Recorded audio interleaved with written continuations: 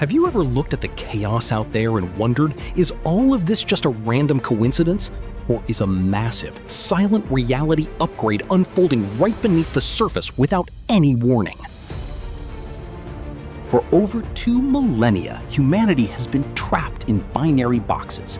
Is it a coincidence that society forces you to choose sides, mirroring the exact zeros and ones of our traditional computers? Could the endless outrage economy online be a recursive error loop of a dying operating system? Are you truly in control of your mind, or are you just biological fuel for the Matrix?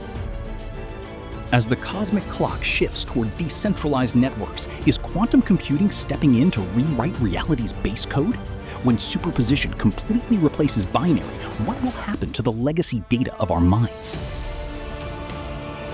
Could the final patch trigger a mass awakening through quantum entanglement? If independent minds instantly synchronize with the new system, what becomes of those still trapped in the noise of online hatred? Will they lose sync and turn into mindless NPCs, repeating outdated patterns in a completely rewritten world? If this is a battle for your cognitive bandwidth, what is your next move?